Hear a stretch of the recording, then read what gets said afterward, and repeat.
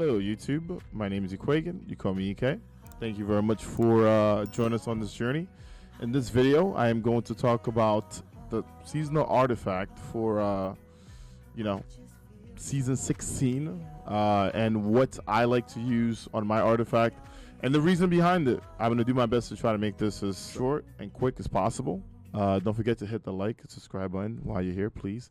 We're getting really close to 23,000 subscribers, so make sure you join up on this journey. When it comes to all the champion mods, in the first section, a lot of them are viable. The only one that I don't see really viable, maybe Bungie's going to fix it because they spoke about it being a bug, is the overload rounds for SMG and AR.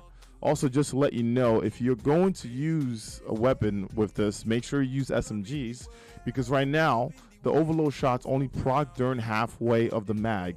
And SMGs have less mag capacity than ARs, so you might want to go with SMG for now. Honestly, I haven't been using them. I have been using overload grenades, but we'll get into that soon. Literally, anti-barrier scout are great. Piercing bowstrings are great as well. The game also makes you pick a bunch of these before you can even move forward to the last slot. So this is how mine is set up.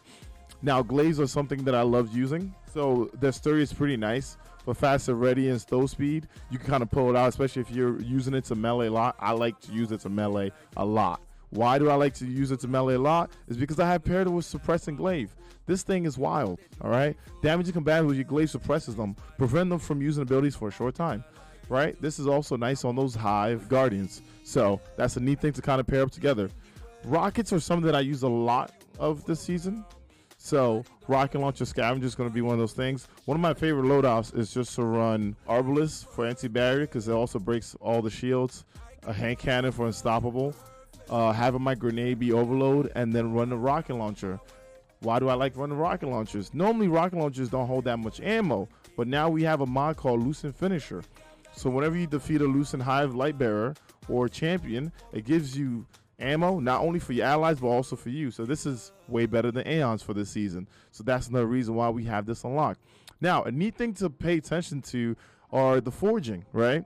So these basically increase the duration of the traits.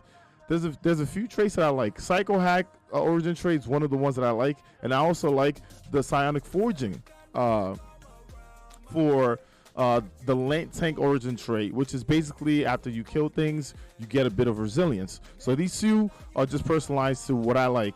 Now, like I said, I'm not going to be using ARs that much for overload until Bungie kind of fixes it and makes it better. So I'm not going to be using auto rifle loader here. Now, up next, we have the Fonts of Might and the Melee Wallmaker. The thing is, we have mods. We have these mods as general mods anyway, and I don't see them being that great in endgame, so that's not something I'm going to use. Maybe if you're playing Crucible, you're probably going to want hand cutting and targeting because it only costs, 1. That's pretty neat. You can always reroll for that. I like to run Glaive Scavengers, so that means I can get more ammo for my glaive. Like I said, glaives are pretty fun this season. Having unstoppable glaive is really neat, especially because the energy shot does stun right away, or if you use your melee to stun, that's another great thing to have, right? Now, the neat thing about this is having, the dexterity, the scavenger, and the suppressing glaive together. This has been fun. You just hit targets so they can't do anything. You can just take them out, right?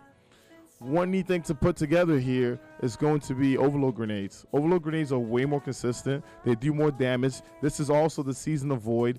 Where your void grenades weaken. You can also go into your subclass and set it up to where it lasts longer. So that's another neat thing to kind of put together here. Overload grenades are going to be one of the most consistent things besides the Warlock exotic boots. Now, last slot. Suppressing effect you create have increased duration. So putting these two together is really nice, right? Suppressing something and having it last a bit longer. Now, Devouring Depths is something I would run on my Warlock because it benefits Devourer, but I'm not going to use it on my, my Hunter and my Titan that much. Volatile Float is really awesome. Basically, when you pick up a Void Elemental well, it grants your Void weapon volatile rounds. It would have been cool instead of this Melee Wallmaker if it was Ornus Wallmaker here, which is the one that when you get grenade kills, you make Elemental Wells. I would have loved that to be here instead, but it's not. So Ordnance is one of the elemental wall mods that I would run with this. And boom, when you pick it up, your weapon is volatile, you get to do more damage, and you get to crunch things out. Another neat thing here is energy vampirism. You gain energy for your least charge ability when you suppress the target. So if you're running around with like your glaive, right, you're suppressing, you're making it last longer, you're always going to have this up. Now, don't get me wrong. Suppressive darkness is nice.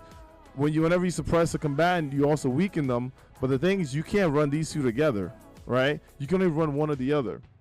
Right now, this is what my personal artifact looks like for most of my characters, besides the last part for my warlock. All right, that is it. Thank you very much for watching. If you like these kind of videos, please make sure you leave a comment on maybe things that you possibly want to see in the future from this channel. And before I leave, I did this on purpose. All right, did you not see the one thing that I picked that I felt like was really good here? You ain't see it? That's crazy. All right, thermal shock plating. This is insane.